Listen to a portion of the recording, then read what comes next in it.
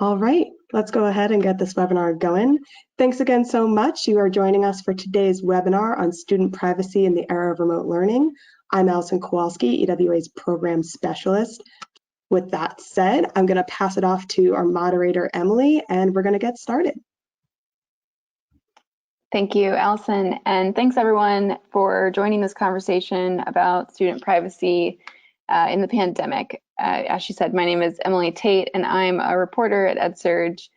EdSurge is probably best known for its coverage of how technology is shaping education.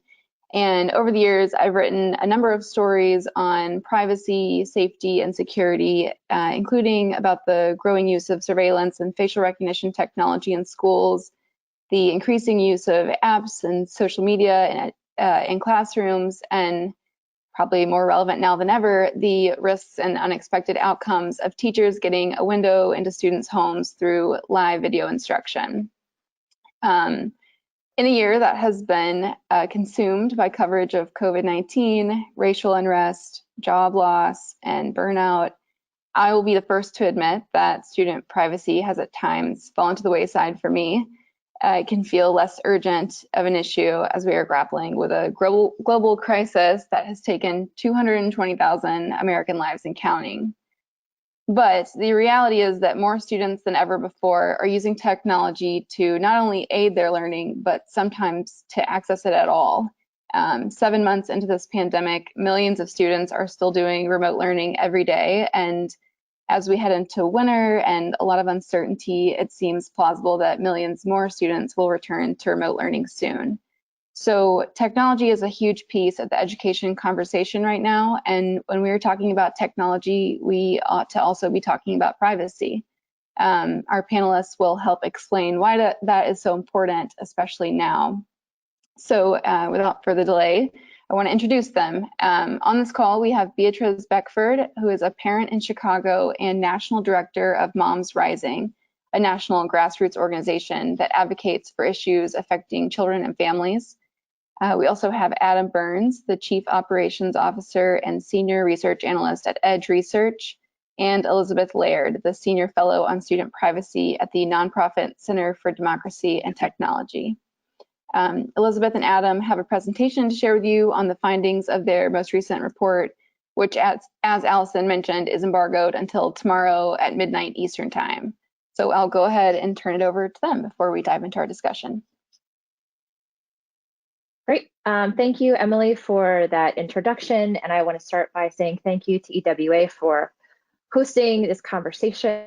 I can speak for all of us in that we're excited to both share our findings in terms of our research, but also hear from Beatrice, who I think is going to humanize some of these issues where privacy can feel technical and wonky and at times an afterthought, but I think is really core to someone's rights, including their civil rights. So I'm just going to give a little bit of background around why we commissioned this research. Then I'm going to turn it over to Adam, who will talk through the specifics in terms of our approach and our methodology. But at the Center for Democracy and Technology, I lead the Student Privacy Project there, which launched 2.5 years ago. And in putting out guidance on these issues, we wanted to put out guidance that both demonstrates the value of data and technology for improving outcomes for students and their families. And at the same time, we believe just as strongly that it can't come at the expense of their privacy and civil rights. And so part of that means that you are engaging those who have the most at stake and who are most affected by these decisions. And so for us, and in the context of education, that oftentimes means parents, teachers, and students. And what we found when we were engaging those groups is that in conversations around privacy, they really have not been at the table. And so, having those perspectives represented is really the cornerstone to protecting rights and ensuring data is used responsibly and only to open educational opportunities, not close them. And so we wanted to take on this research to lift up those voices that oftentimes are not part of this conversation, because we think it's really important that we're not just keeping them private and secure, but also making sure that data works for them and is used for good. So that's what we were trying to achieve with this research. I will go into the findings a little bit more in a minute, but I'll turn over to Adam, who can talk more about the research methodology. Absolutely. Thanks so much, Elizabeth. As you know, it's a pleasure to partner with you on this really unprecedented look at data privacy. What was most important about this, and Elizabeth, you just mentioned it, was the deep dive into multiple audiences, getting those varied but important perspectives on this topic. And what you'll see from the methodology, it really was quite a robust set of research. Two quantitative efforts, one being a survey, online survey of parents conducted in both English and Spanish of over 1,200 parents nationwide, sample representative to the US population, but also included some key oversamples or additional interviews among Hispanic parents as well as African-American parents of children who were in K-12 public and charter schools. We also included an online survey of teachers, getting educators' perspectives on these topics. Over 1,000 teachers nationwide participated in a separate survey. But quant only gets you part of the story. And we wanted to really understand the context behind this issue, stories that these audiences would tell us. So while last year we started this work with CDT with some initial parent focus groups, this year really much more robust exploration and augmented all of that work with focus groups among teachers as well as students to get their thoughts and perspectives, which Elizabeth will walk through now. Great, thanks, Adam. So now that we got that out of the way, let's talk about the fun stuff, which is what do we learn? So we are an organization that is about improving privacy practices and policies in education. So I'm going to talk through the findings, but I'm also going to talk through what those findings mean and what we think it means for the field in terms of how they can advance work in this area. So we found 4 key findings, which I'm going to walk through in more detail now, but at a high level, we found strong support around using technology, even in spite of some of the implementation issues that I think we're all probably too aware of now. The second finding is that among those groups that Adam just talked about, they really are approaching these conversations from different places, and it's important to recognize that and tailor your efforts to meet them where they are.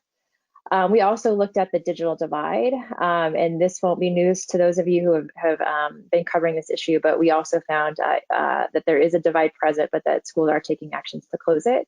And lastly, I'll talk about some bright spots that we saw in our data. So it wasn't just the challenges that we're seeing, but also some areas where there's some promising practices that we think are important to note and can be built upon. So first, using technology responsibly to support students. What does that mean and why does that matter? So when we conducted our survey of parents and teachers, we wanted to know, how are they feeling about it? When we set out to do this at the beginning of the year, we were hoping to collect some baseline data.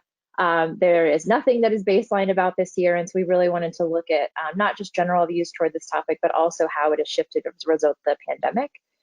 And so what we found is that there is strong support among parents and teachers to support an increased level of online learning even after the pandemic.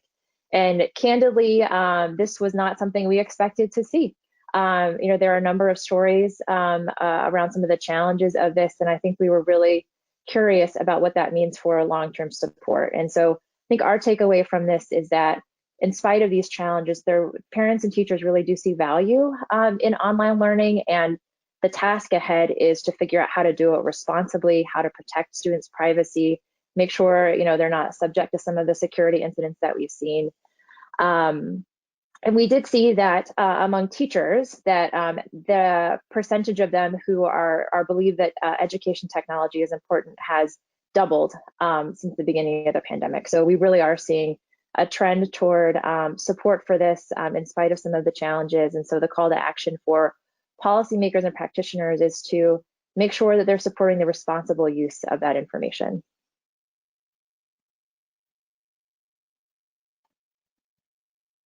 So one of our hypotheses going into this research was that parents, teachers, and students, and even among those groups of individuals, are not a monolith, and that they can and will have differences of opinion, different things that they're concerned about, and that is okay. But in terms of a school system, that they need to be aware of that and being approached them from where they're starting from. And so maybe to build on Emily's remarks, there's a lot going on right now, especially for parents, teachers, and students. They have a lot on their plate. We are dealing with a lot as a country. And so as compared to other concerns in education, student privacy is generally not a top concern. Now, does that mean that we don't need to work on it or that they don't care about it? No. We found that both among teachers and parents, that their concerns would increase with exposure to additional information, even with external events. So taken COVID, for example, we found that 1 in 3 parents and teachers have increased concerns about student privacy during the pandemic. So while it may not start out at the top of the list, there are things that do create additional concerns.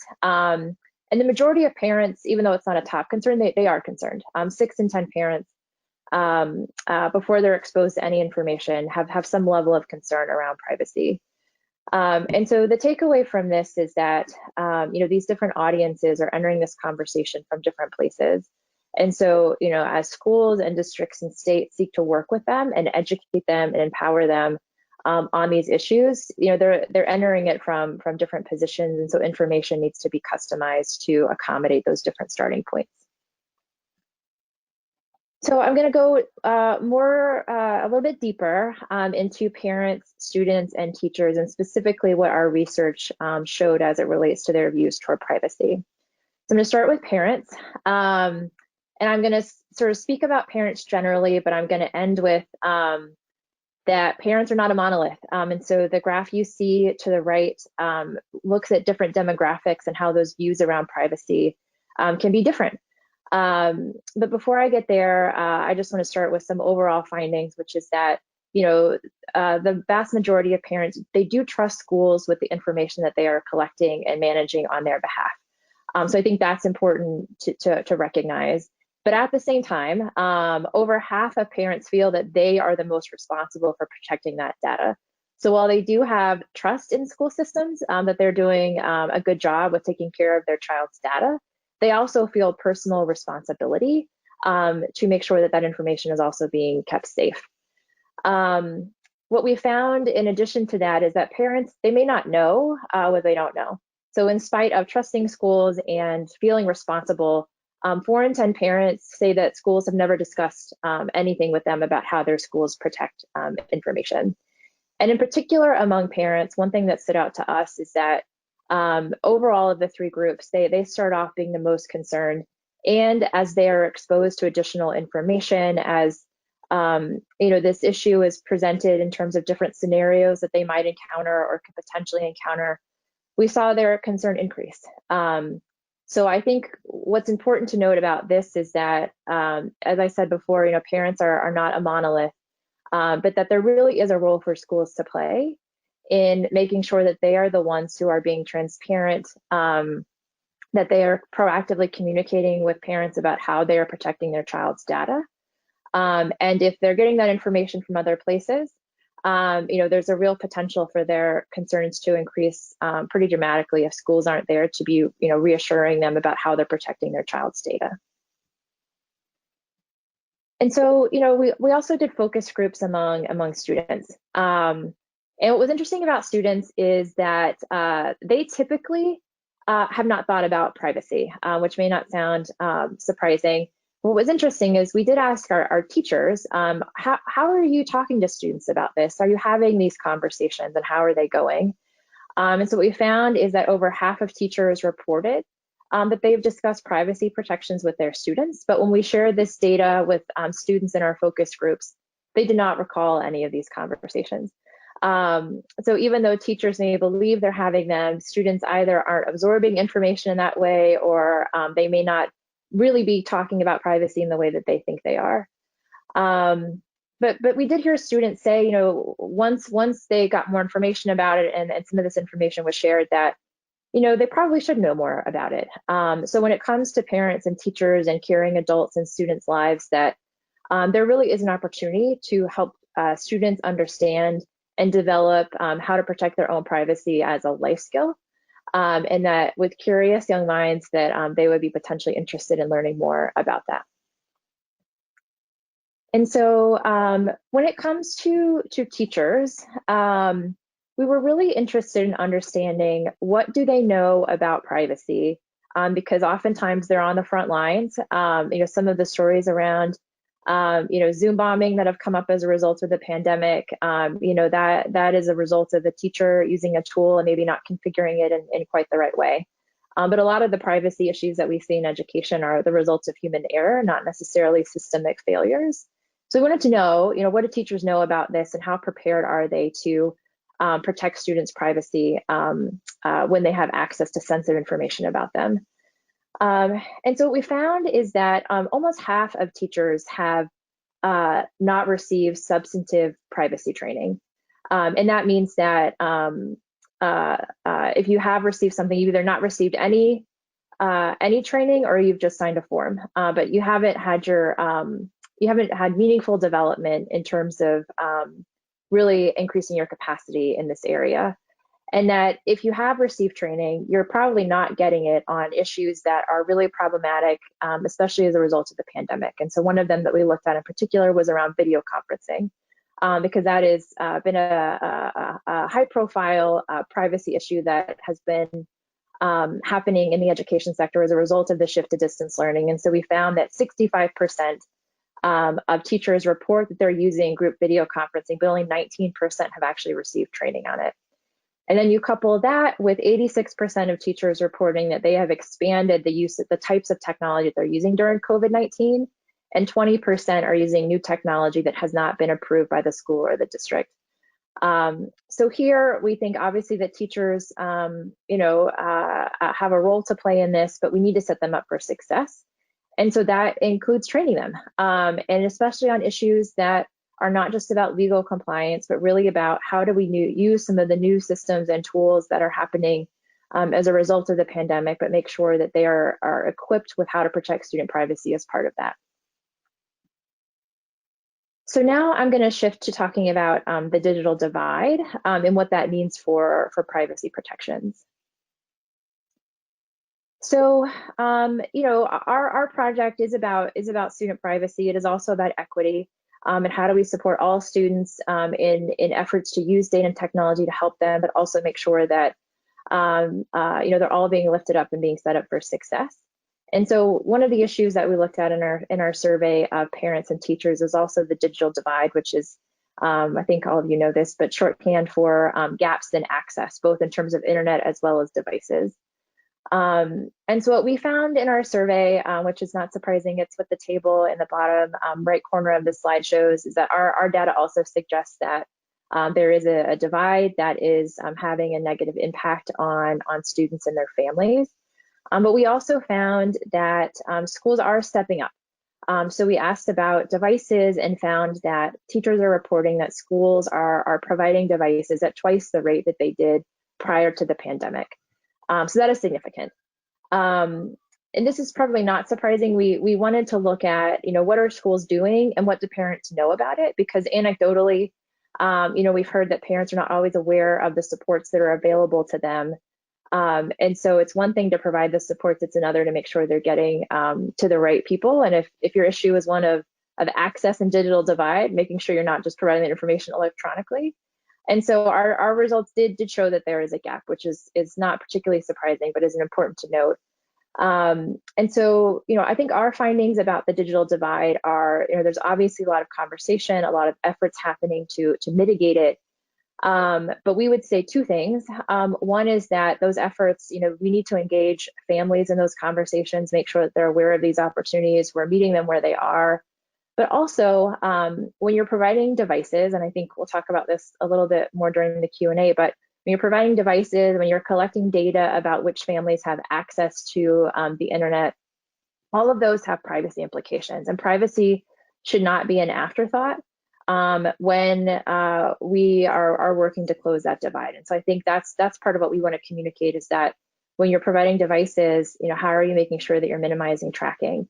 If you're collecting data and sharing it with internet service providers about how to get families connected, are you making sure that they can't use that for a non-educational purpose? So we're strongly supportive and have worked for a long time as an organization to increase access And at the same time, also want to make sure that we're being very thoughtful about privacy as part of that. And so the last finding that I will share with you all before I turn it back over to Emily is about lifting up some bright spots and some promising practices that we saw in our findings. So I've laid out some challenges and some areas that we can improve. Here are some places we could potentially look to for solutions. And so we found two important dimensions where we would see greater awareness. We would see more training and more discussions happening between parents and students. And those two dimensions are if a teacher is at a school that has a technology plan that includes privacy and security, just having that plan in and of itself led to pretty big differences in terms of capacity for teachers on this issue. The other dimension that we saw that we also saw distinctions and higher capacity was between special educators and non-special educators. And this first started to come up in our focus groups when we would hear, informally, that special educators, they just had sort of a different mindset. They understood the importance of keeping an IEP private and making sure that, other teachers who aren't teaching that student didn't have access to it.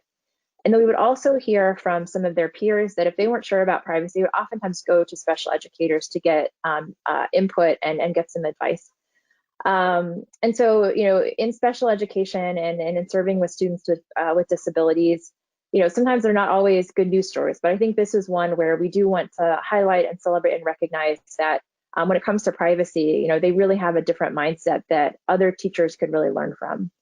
So our takeaway from this is that, promising student privacy practices are probably already happening, if not in your building, in your district. And so looking, at these two places to see, are there practices and policies that can be scaled and implemented for all teachers? So in addition to some of the challenges that we raised, we also wanted to close with some of the bright spots that we do see some meaningful differences that are actionable and policymakers and practitioners can act on. So before I turn over to Emily again to moderate the remainder of our session, I did want to just also provide the link for the report that it is embargoed until 12:01 a.m. tomorrow. And if you do want to get a copy of the press release, we also have a more detailed deck. Just please email the email address that's on your screen, and we would be happy to share any of that information with you. So with that, I will turn it back over to Emily, who will lead us through some questions. Thank you. Yeah, so Elizabeth and Adam just shared sort of the 10,000-foot view of how parents and students and educators view these issues. Beatriz, could you share with us what your personal experience has been with privacy and technology as a parent during the pandemic these last few months?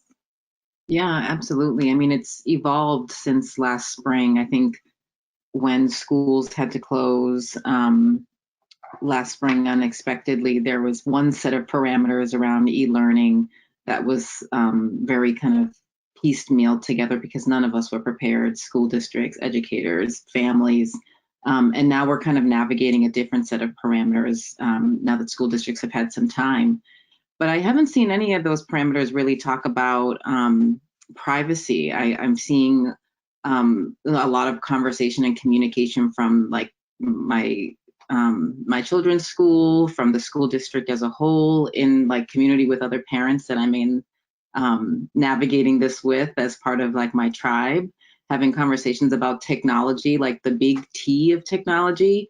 But it doesn't ever really boil down to like these kind of practices that really do protect our privacy as a family, and also like the privacy of my kids who are navigating e-learning. I think that, like as a parent, I don't always think that my kids have things that need to be kept private. And so privacy as a whole for my children is never really at the top of my list until I'm confronted with it. And I think technology and this like rampant use of it, both you know, in navigating their day-to-day class, but also like using and having to use technology more to access research and to look up things in ways that they may have, you know, gone to the library for, has forced us to kind of navigate an entirely different landscape around privacy and kind of learning along with them how to protect themselves as they, you know, enter this, you know, expanded technological space through their education. And so I would love to see or to have as a parent, you know, see teachers, and I'm excited about the fact that teachers are, and particularly special education teachers are, you know, really holding privacy in nuanced ways and educating other educators, because I cannot say that I personally, or that I've been witness to my children having conversations that are facilitated by their teachers or even, you know, the school district around how to, you know, both keep their information private as like the proactive side of that, and for parents to kind of like be supporting that. But also like guidance from the school district as a whole. I would love to see, you know, CPS and even some of the smaller schools here that are either charter or non-public schools, really creating broader parameters around privacy for families. I've seen, you know, some really interesting things on social media that are, you know, really kind of laughed about as like blips, you know, when you see someone in the background of your kids' Zoom and they're in a, you know, a kindergarten class full of kids that they don't know how to turn their screens off with the quickness that we do. And so I think there's, you know, and this insertion of information that, you know, us, our families, like, and me as a parent and our children are providing school districts, but there's also this kind of informal information that we're giving by being online and on video that has an entirely different piece of it that we're still figuring out how to navigate in ways that both protect us as a family and, you know, and instill good practices around privacy and technology in the lives of my children. And so it's a lot. Like I wouldn't say that I'm super versed on you know, what the best practices around, you know, preventing Zoom bombing and things of that are. But I also think that it'd be really helpful for school districts and even to kind of, you know, steward teachers and being able to help facilitate that for families, because, you know, the way that my son as a 12-year-old navigates online spaces is very different than the way my kindergartner does. And so, you know, I think that there are some supports that school districts and particularly schools can offer in navigating the digital space, the technology space, in the same ways that they do when they provide kind of their agreements at the beginning of the school year that everybody's kind of signs on to as part of your packet of onslaught of paper that you have to sign when your kids start school. And I'd love to see that with privacy, because you're right, it isn't at the top of my list, because we're dealing with a pandemic and we're dealing with, you know, working remotely and dealing with, you know, loved ones being far and not being able to see each other. There's just a whole host of social issues that we're dealing with now as a family. And this definitely intersects with it, but it definitely ends up going lower on the list of priorities as we just juggle a lot as parents and families right now. I would have to think that you're more engaged with this than most, just given your position with Moms Rising. But is your sense, just hearing from other parents through that organization or in your own community, that, you know, bringing school home has made parents more interested, maybe even more concerned about these issues now that it's kind of right in front of them? Yeah, I think for me, as, you know, someone who is working in an education space that particularly looks at, you know, school discipline practices and the way that, you know, school policies overall can create inequities in the way that certain students are treated over others, that, you know, when I, you know, putting my Moms Rising hat on, when I was thinking of, you know, everybody going remote, I immediately start to think of where those gaps are. You know, we already have, you know, a whole host of issues that students of color face, students who are living with disabilities face, free of a pandemic and free of online learning. And so my immediate thinking was that this is going to both exacerbate that, but also further push out students that were already kind of living within a racialized pandemic in many ways, that had nothing to do with COVID-19 or a virus. They were being pushed out, they were being disciplined out of schools in ways that were direct violations of their privacy, particularly in places like here in Chicago, where there's a huge battle around social media monitoring. And if a student posted something that they were 6 degrees separated from somebody else, they could be pulled into that database and tracked as if they were a gang member. And so I think, for me, as somebody who has professionally navigates education spaces, particularly from the perspective of student safety, and that has intersect with privacy, I have real concerns about the way in which data is both collected and used by school districts. And I think, I hold a deep space of gratitude for educators, because I think that they're oftentimes not pulled into these conversations. And I think, if anything, what I'm getting from the report is when teachers are included in this conversation about how to navigate those spaces, that they actually really provide dynamic tools and creative thinking about how to do that effectively. And so I think that's not just a space that could help with respect to school discipline practices and the way the students are pushed out, but also in the privacy space as well. I have, big T concerns in that space as well, around, students both having access that's equitable, but also, families not being tracked in a certain kind of a way, because they have to use these tools to access that technology in ways that more affluent families don't have to do. And so I think there's probably just as much a question of an information divide for families who are very comfortable because they have access to a sufficient internet access. They have access to laptops and computers and stuff at home, and are not dependent on, for example, a smartphone to do all of their technology stuff for their family. That they have access to different sets of information and parameters around how to navigate and protect yourself than families whose access is needing to be dramatically expanded with respect to their use as well, because their children are now learning entirely online. And then I think another piece of this that's come up both in some of the stories that we've collected from our members, and even for people that are friends that I have in my community who are essential workers and who are having to still go to work, that there are these sort of hubs and places that people are being able to bring their children. Some of them are early childcare providers that have just kind of expanded the way in which they're providing resources to help families who have children of different age ranges.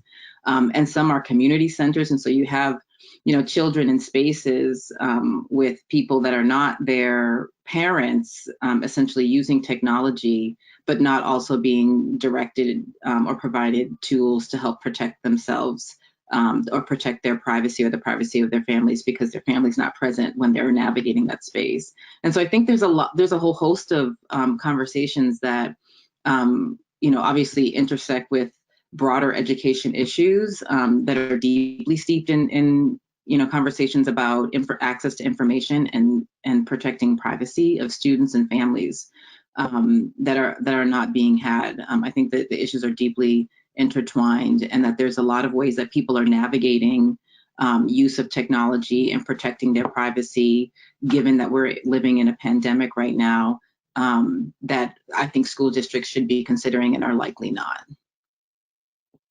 Yeah, one of the things you mentioned is social media monitoring, and that was definitely happening before the pandemic increasingly. And I think earlier this week there was a report in the 74 million about, I want to say it was the Minneapolis school district, that had parted ways with the police force, but had brought on Gaggle, which is one of those services that will flag for words that might indicate self-harm or bullying or any sort of external threat. One thing that I think is so interesting about that sort of service, as well as, facial recognition. I mean, most of these technologies that schools are bringing on is that they are brought on with good intentions. It's supposed to help people, make them safer, make things more efficient. I mean, how do you have that balance? And maybe Elizabeth, you can speak to this. It has good intentions, but maybe the execution doesn't turn out as planned, or maybe it goes too far. I mean, are you always going to be sort of giving up something as you bring on those things, or is there a way to do it correctly that still ensures privacy and promotes safety? Yeah, I can start, but I definitely want to hear from Beatrice too about what how this plays out on the ground. I think I would add, in addition to being brought on with good intentions, I also think they can be brought on with a perception that they may be low cost. Low cost meaning like the actual money it takes, and it's a technology. Like, this is great. We're adding. We're not taking away. And I think in reality, is that there definitely are a cost to these things. And so wherever you land, I think part of making an informed decision is not just looking at the intention or what these tools can do, but also what is it going to cost in terms of money? Like, that matters. School districts are under resourced. Cost in terms of people, because these tools are imprecise. They just are. Humans are not perfect people. It's really hard to predict. We use different types of language and speech and emojis, and it's really hard for tools to really get precise, which means that the data coming out of them are necessarily going to be pretty noisy. And so if you are going to use this, there will be a need for people to review this information to be able to discern what is truly a concern versus what is someone making a joke or whatever. And then I think the other cost, and this is what I get most worried about, is part of what the 74 article talked about, which is this a way to actually increase the school to prison pipeline, to use information to increase exposure to law enforcement for students who are already more exposed than their peers. And I think the mission of our education system is to lift up all students. And so if the cost of this is actually going to be to make it harder for certain groups of students, then I think you have to ask yourself, is this actually in service of our mission? So that's how we think about it, is that not just looking at the benefits, but also looking at what are you giving up, and having an inclusive definition of that will help you make a more informed decision about whether that is actually appropriate and in service of what you're trying to achieve. Beatrice, I would love your thoughts too, as someone who's talking to parents about it. That, oftentimes these tools, not all of them, but they're third party, they're highly unregulated, and they're selling themselves to school districts. And so I think it's really important to understand that some of these tools use algorithms that are very steeped in racial bias, right? They're kind of flagging things that may be more cultural way, connected to a specific culture's way of communicating, that are not harmful or not things that should be flagged. So I think that it's important that we note that a lot of times these third-party tools they're selling them to school districts, right? They are essentially something to be purchased, and that there isn't, in my personal opinion, there isn't really good regulation on these third-party, a lot of these third-party programs, particularly when it comes to ensuring that they are not, using algorithms that are steeped in bias for families as well. I also, one of the things that I feel like has been coming up in conversations, both with my colleagues who are parents and caregivers at Moms Rising, in my own community, is even things like, Google Classroom. Like, families and parents want to know, when my child is navigating or when I'm getting information from Google Classroom, what type of data is being collected, and not to target Google or anything. But I think that, families, I know for me, I have questions about that. I have had too many experiences where, I feel like I was talking about something and then all of a sudden, I'm seeing all the ads in my web browser directing me to that thing that I was talking about and I don't remember sending an email to. And these are the same, software developers that are creating content for schools as well. And so I think that because it is such a hyper technical space to navigate. And I will tell you as a parent, while I can navigate Zoom like the best of them, I do not consider myself to be tech savvy, but more savvy than most.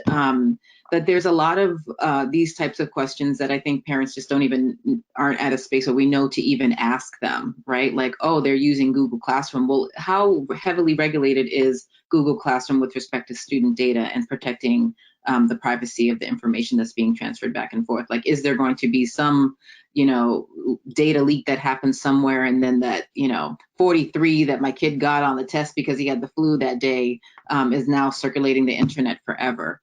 And so I think that there's a lot of, like equity issues in the way in which these tools are being used and also sold to school districts as the kind of fix-all, when we know that none of these programs and none of these software that are being used are fix-alls, and that there's a lot of like regulatory issues with them because the regulations are sorely lacking.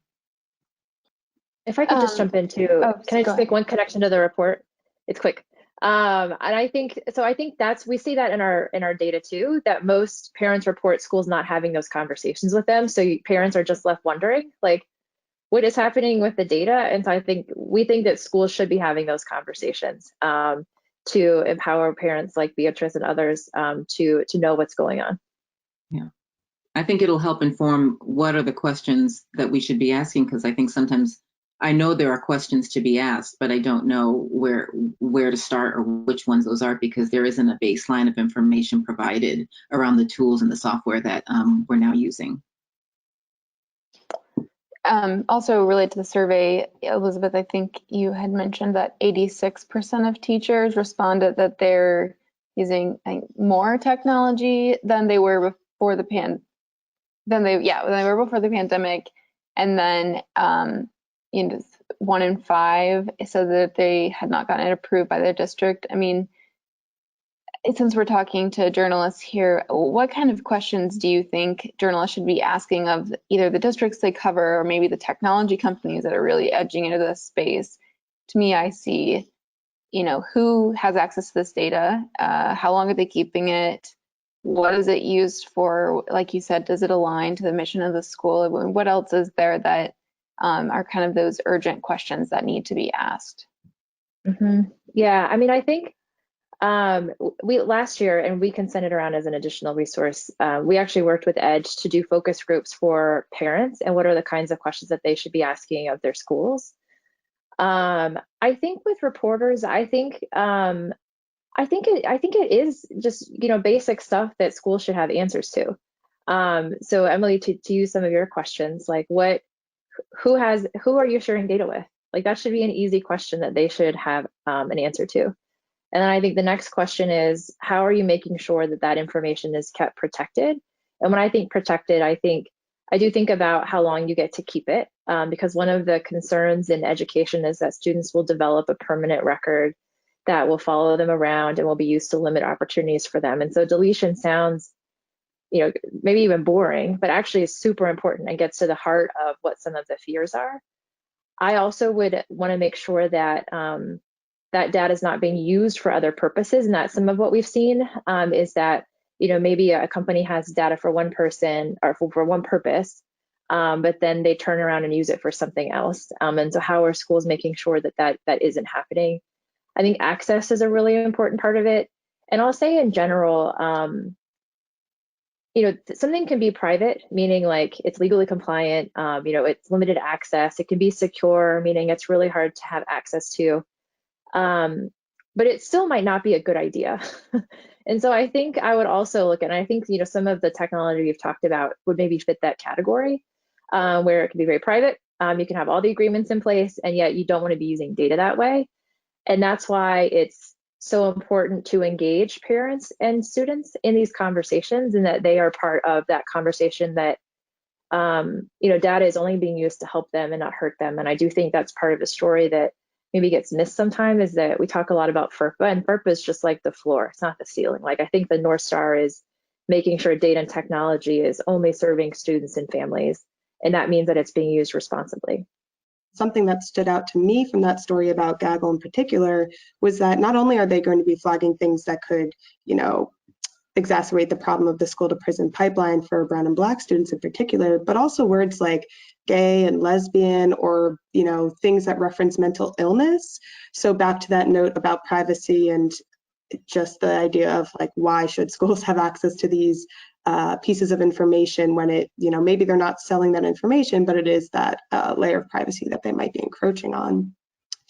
And I think the first question we had in here was actually about Gaggle.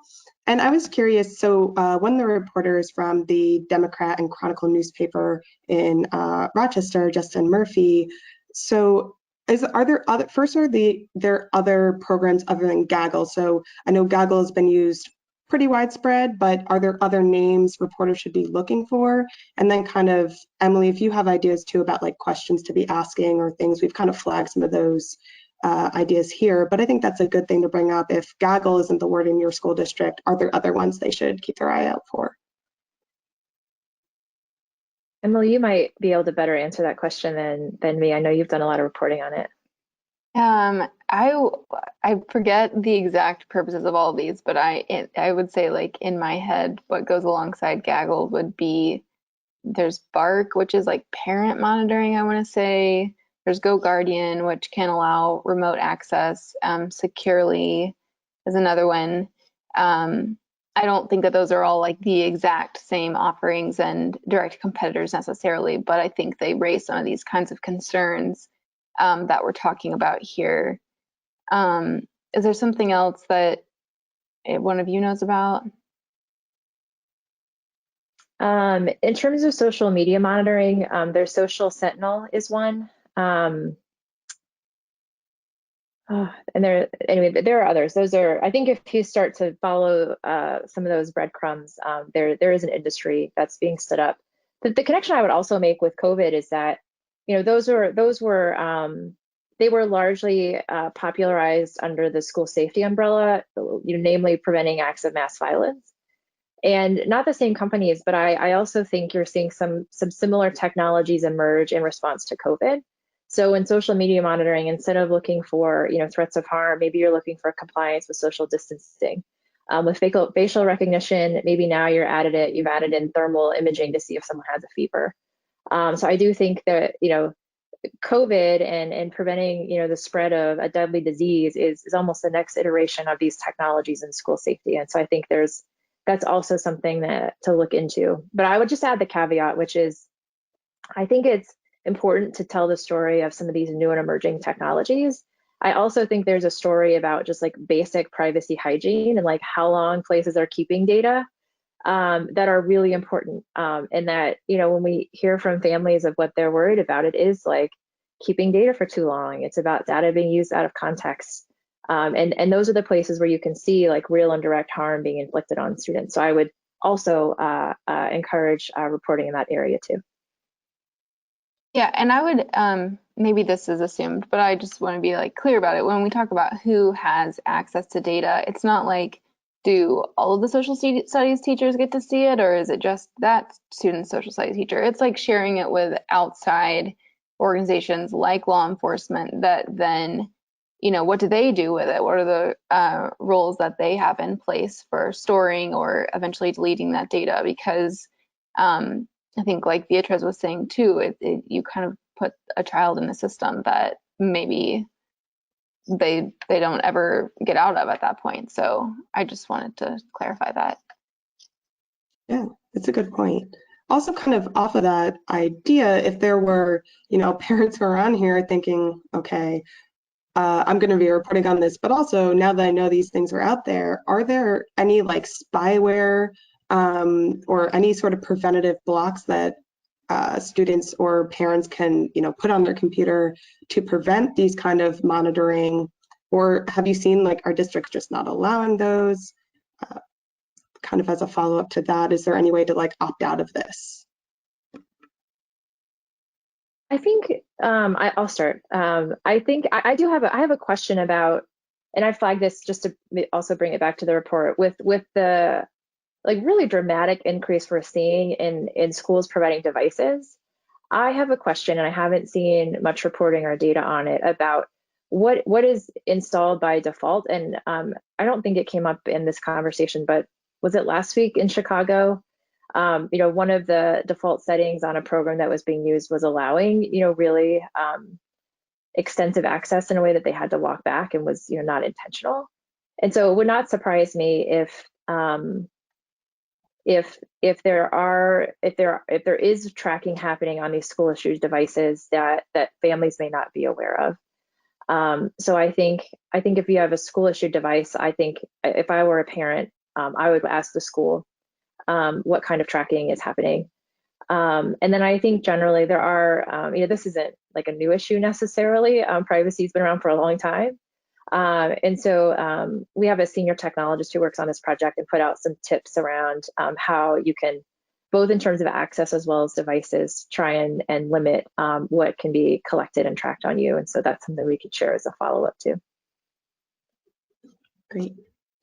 And a next question we have is, sorry, did you want to add anything, Emily? Or I was just going to quickly say that what happened in Chicago public schools that Elizabeth mentioned, that was with an app called GoGuardian that allows remote access for teachers onto a student's computer to help with tech issues or see what they're working on. What happened in that case was only on district issued devices, which goes back to the inequities.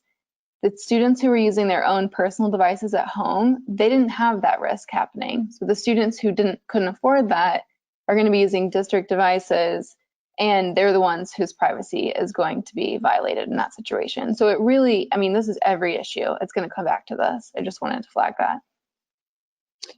yes. Also, we have a question directed at Beatrice.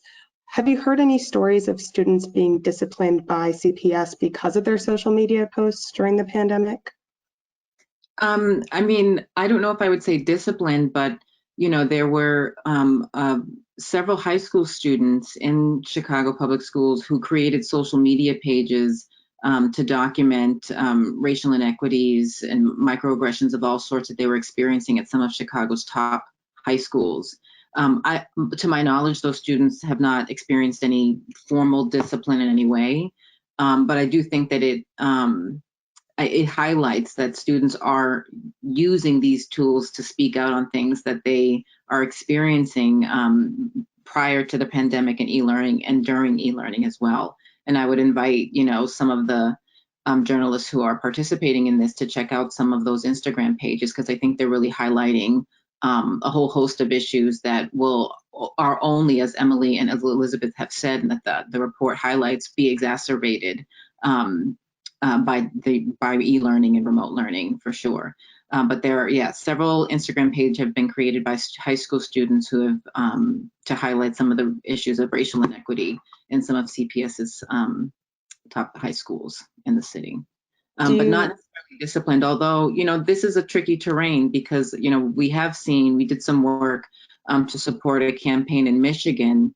I'm sure folks, heard some of the news around Grace, a student who was essentially struggling with e-learning and had communicated that to both her social worker, but was still reported and then ultimately sentenced to a youth prison, despite having communicated early on that she was struggling with e-learning. And so I think that, we're going to be seeing technology used in ways to continue to track and push students out if we don't create privacy protections and clearer communication with families via school districts about what the kind of shared expectations are and what the protections that school districts are putting in place and encouraging parents to do as well, and students to protect their privacy as well. I think this issue, it's not just like older kids, it's kids of all ages. And I think that it spans not just, software like Google, Google Classroom or Gaggle or any of these, software programs that help students have teachers give them remote access or are using district laptops. I think it's also, a question of apps that teachers use to document things that are happening in like Class Dojo, like where does that data go? And if a student gets negative points on a Class Dojo app, does that kind of carry with them? Because once you create an account, that's like your kid's account, and it can be moved from teacher to teacher. So I think, yeah, like there's a lot of different issues, but I also think that it's important in this conversation to highlight ways that students and families are kind of pushing back on some of these potential privacy violations and these exacerbations of the school to prison pipeline in the technology world. Right. I really appreciate that. And also calling back to, right, we hadn't talked about that case in Detroit because it is a very stark and troubling example that illustrates kind of the extremes that this can be taken to. We are, unfortunately, I feel like this could go on for another hour because there's so much content to cover. We are, unfortunately, at the end of our time. So I really want to thank our panelists again for taking the time out of their day. Adam, who I think signed off, Elizabeth, Beatrice, and Emily. This has been a really great conversation. I'm really glad. Thank you also to the CDT for giving our members access to this embargoed report. As a reminder, the embargo lifts at 12:01 a.m. Please, please, please don't forget to take our survey when you log off. It really, I cannot stress enough, like, it matters if you're like, we like this, we didn't like this, give us more of this, less of that. I listen to it, I read them all, so please, we appreciate it. And I hope everyone has a great rest of their day. Thank you so much. Thank you.